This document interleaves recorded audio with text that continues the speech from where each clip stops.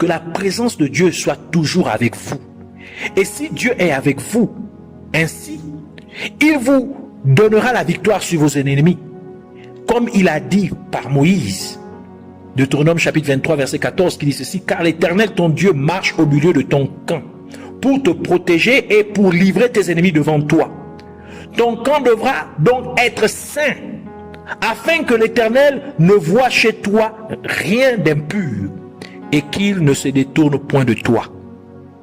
De la parole de Dieu ajoute ce qui suit dans Romains chapitre 8 verset 31 qui dit ceci: que dirons-nous donc à l'égard de ces choses? Si Dieu est pour nous, qui sera contre nous? De plus, lorsque vous obéissez aux instructions de Dieu, il fera que vos ennemis soient frappés et fuient devant vous en prenant sept voies différentes. Deutéronome chapitre 28 verset 27 qui dit ceci: l'Éternel te donnera la victoire sur tes ennemis qui s'élèveront contre toi. Ils sortiront contre toi par un seul chemin et ils s'enfuiront devant toi par 7 chemins. Et encore, quand vous agissez comme un enfant de Dieu, quand il s'agit de vos semblables qui se considèrent comme votre ennemi, agissant de la manière que Dieu vous a ordonné d'agir ou de se comporter, lui étant ainsi agréable, Dieu ferait même en sorte que vos ennemis soient en paix avec vous. Proverbe 16, verset 7 qui dit: quand l'Éternel approuve les voies d'un homme, il dispose favorablement à son égard même ses ennemis. Et ce fut le cas avec le roi Salomon, car Dieu lui donna la paix de tous côtés afin qu'il puisse construire un temple à Dieu. 1 Roi chapitre 5 verset 3 à 4. Tu sais que David, mon père, n'a pas pu bâtir une maison à l'Éternel, son Dieu, à cause des guerres dont ses ennemis l'ont enveloppé, jusqu'à ce que l'Éternel les eût mis sous la plante de ses pieds. Maintenant, l'Éternel mon Dieu m'a donné du repos de toutes parts, plus d'adversaires, plus de calamités. Cela vous dit donc que Dieu vous donne le repos de tous vos ennemis, afin que vous puissiez prendre le temps de l'adorer et de le louer, afin que vous puissiez prendre le temps de lui bâtir un vrai sanctuaire, un vrai culte, une vraie adoration. Dieu vous donne la paix sur vos ennemis de tous côtés, de tous bords, afin que vous puissiez prendre le temps de vous consacrer en sa présence, de vous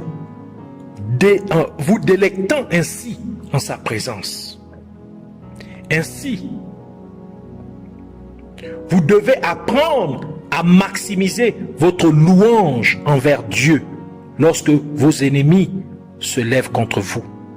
Car ce faisant, vous inciteriez Dieu à mettre votre main sur la nuque de votre ennemi, tel que Jacob prophétisa à propos de son fils Judas et de la tribu de Judas qui proviendrait de lui, sachant que Judas signifie louange.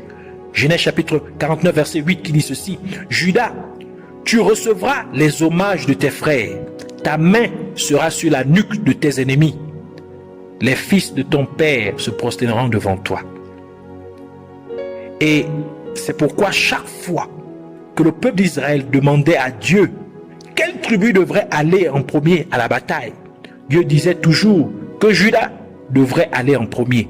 Juge chapitre 1 verset 1 à 2 qui dit ceci: après la mort de Josué, les enfants d'Israël consultaient l'Éternel en disant: qui de nous montera le premier contre les Cananéens pour les attaquer? L'Éternel répondit: Judas montera. Voici, j'ai livré le pays entre ses mains. Juge chapitre 20 verset 18 qui dit ceci: et les enfants d'Israël se levèrent, montèrent à Béthel et consultèrent Dieu en disant: qui de nous montera le premier pour combattre les fils de Benjamin? L'Éternel répondit: Judas montera le premier. Cela implique que lorsque vos ennemis viennent contre vous, vous devez mettre la louange pour Dieu devant vous. Quand les gens se lèvent pour vous combattre, vous devez commencer par rendre gloire à Dieu en le louant, car ce faisant, Dieu vaincra vos ennemis devant vous. La louange est donc un outil très important quand il s'agit de faire face à vos ennemis. Car lorsque vous louez Dieu face à l'oppression de l'ennemi, Dieu se souviendra de vous et vous délivrera ainsi. Et cette vérité est symbolisée par les trompettes que le peuple d'Israël sonnerait lors d'une guerre contre son ennemi. Nombres chapitre 10, verset 9, qui dit ceci. Lorsque dans votre pays, vous irez à la guerre contre l'ennemi qui vous combattra, vous sonnerez des trompettes avec éclat et vous serez présents au souvenir de l'Éternel, votre Dieu, et vous serez délivrés de vos ennemis. Et c'est exactement ce que le peuple de Juda fit quand il fut entouré par le royaume d'Israël, lorsque le peuple d'Israël était divisé en deux royaumes, c'est-à-dire le royaume d'Israël et le royaume de Juda. Car le peuple de Juda sonna les trompettes et Dieu les délivra de l'embuscade du peuple d'Israël en frappant les Israélites. 2 Chroniques chapitre 13 verset 13 à 15 qui dit ceci. Jéroboam les prit par l'arrière au moyen d'une embuscade et ses troupes étaient en face de Juda qui avait l'embuscade par l'arrière. Ceux de Juda s'étant retournés eurent à combattre devant et derrière. Ils crièrent à l'Éternel et les sacrificateurs sonnèrent des trompettes. Les hommes de Juda poussèrent un cri de guerre et au cri de guerre des hommes de Juda, l'Éternel frappa Jéroboam et tout Israël devant Abijah et Juda. Souvenez-vous donc de donner plus de louanges à Dieu face à vos ennemis, afin que Dieu puisse se souvenir de vous et vous délivre de l'oppression de vos ennemis. Par conséquent, Dieu dit que vous ne devez pas avoir peur lorsque vos ennemis viennent contre vous, car quand vous agissez de manière appropriée, même selon les instructions de Dieu, vous devez savoir que Dieu est celui qui combattra pour vous. Donc, vous ne devez pas avoir peur. Vous ne devez avoir peur de rien. Mais que votre confiance soit pleinement en Dieu. Deutéronome chapitre 20, verset 3 à 4, qui dit ceci. Il leur dira, écoute Israël, vous allez aujourd'hui livrer bataille à vos ennemis. Que votre cœur ne se trouble point. Soyez sans crainte. Ne vous effrayez pas. Ne vous épouvantez pas devant eux. Car l'Éternel, votre Dieu, marche avec vous pour combattre vos ennemis, pour vous sauver. Parmi les promesses que Dieu a faites à Abraham, il y a que sa postérité possédera la porte de leurs ennemis. Genèse chapitre 22, verset 15 à 18 qui dit ceci. L'ange de l'Éternel appela une seconde fois Abraham des cieux et dit, je le jure par moi-même, parole de l'Éternel, parce que tu as fait cela et que tu n'as pas refusé ton fils unique, je te bénirai et je multiplierai ta postérité comme les étoiles du ciel et comme le sable qui est sur le bord de la mer. Et ta postérité possédera la porte de ses ennemis. Toutes les nations de la terre seront bénies en ta postérité, car parce que tu as obéi à ma voix. Et parce que nous sommes en Jésus-Christ. Nous sommes donc la postérité d'Abraham, comme il est écrit dans la parole de Dieu, dans Galates chapitre 3, verset 29, qui dit ceci. Et si vous êtes à Christ, vous êtes donc la postérité d'Abraham. Vous êtes donc la postérité d'Abraham, héritier selon la promesse. Et parce que c'est à la porte de la ville que, premièrement, justice était rendue. Ainsi, en possédant la porte de l'ennemi, cela signifie que vous aurez justice sur vos ennemis. Et aussi, c'est à la porte de la ville que les prophètes donnaient généralement leurs prophéties. Ainsi, en possédant la porte de vos ennemis, cela signifie que Dieu causera vos ennemis à vous prophétiser du bien au lieu du mal, à vous prophétiser des bénédictions au lieu de la malédiction, comme cela fut le cas du prophète Balaam et le peuple d'Israël, dont Dieu changea toute malédiction qu'il voulait prononcer contre le peuple d'Israël. Et il finit par les bénir à 3 reprises. Donc, parce que vous êtes la postérité d'Abraham, quand vous êtes en Christ Jésus, vous posséderez la porte de l'ennemi. Ce qui signifie qu'à l'autel de l'ennemi, Dieu vous donnera la victoire sur les esprits méchants qui se lèvent pour vous accuser. Ésaïe chapitre 54 verset 17 dit ceci: toute âme forgée contre toi sera sans effet, et toute langue qui se lèvera en justice contre toi, tu la condamneras. Tel est l'héritage des serviteurs de l'Éternel, tel est le salut qui leur viendra de moi, dit l'Éternel. Alors, rassure-toi toujours de bien te comporter à l'égard de tes ennemis.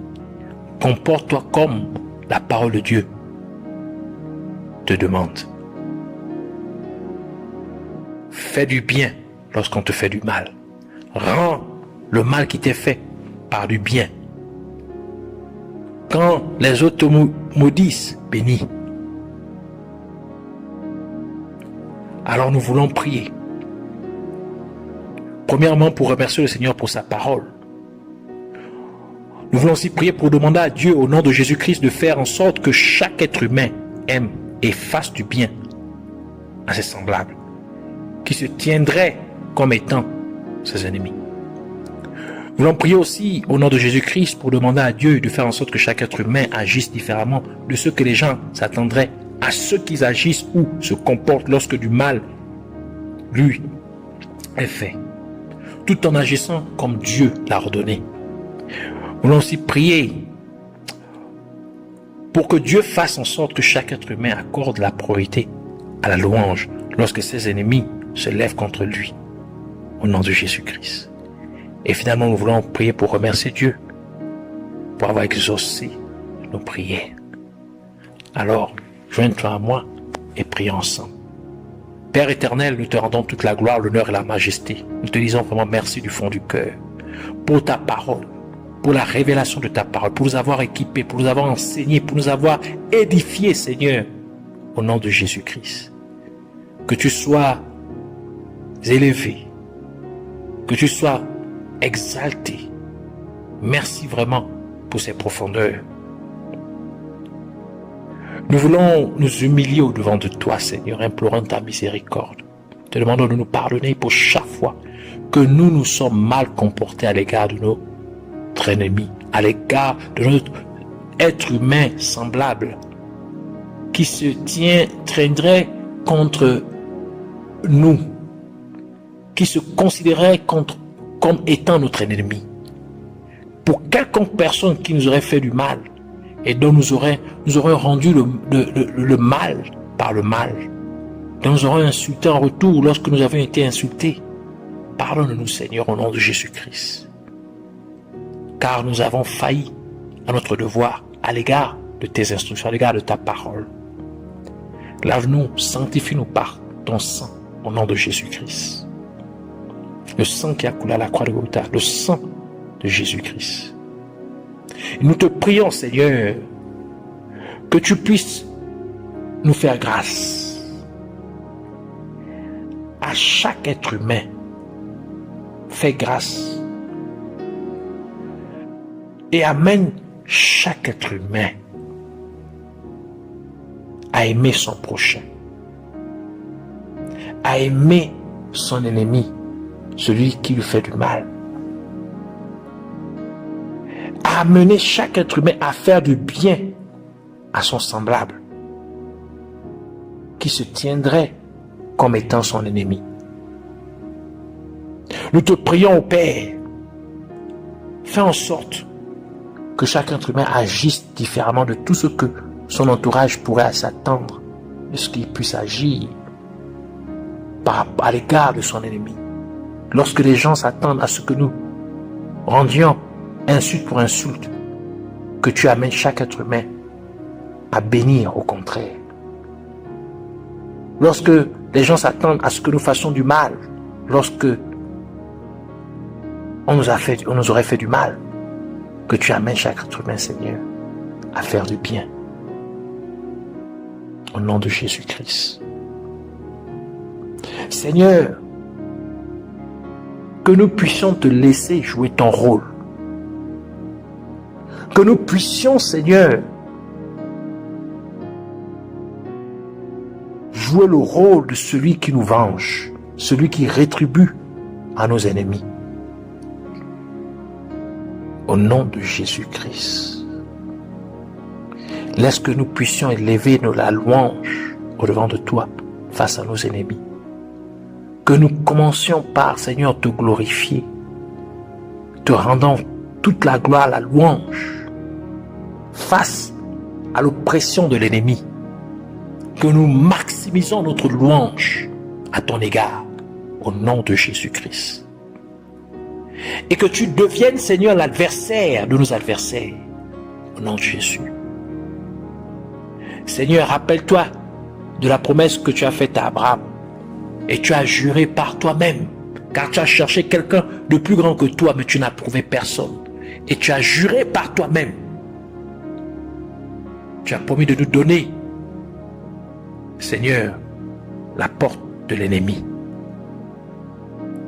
Et parce que nous sommes descendants d'Abraham en Jésus-Christ, laisse que cette promesse, Seigneur, s'accomplisse au nom de Jésus. Que, Seigneur, tu nous justifies au-devant des accusations, des esprits méchants qui s'élèveraient contre notre prière. Que tu nous donnes la victoire, Seigneur, face à ces esprits méchants au nom de Jésus. Au lieu qu'ils s'appuient, Seigneur, nous maudire, que tu changes leur malédiction en bénédiction. Que tu changes leur médisance, Seigneur, en bonne parole à notre égard, au nom de Jésus-Christ, comme tu le fis avec le prophète Balaam, à l'égard du peuple Israël. Seigneur, merci encore pour tout. Merci d'avoir changé maintenant toute malédiction de maladie, de, Seigneur, limitation, de stagnation, de régression, de procrastination, en bénédiction, de guérison, d'excellence, de percée, d'élévation, de succès, d'accomplissement au nom de Jésus-Christ. Merci de nous avoir exaucés. Merci Seigneur, que la gloire, l'honneur et la majesté te soient rendues au nom de Jésus-Christ. Nous avons ainsi prié. Amen. Soyez bénis.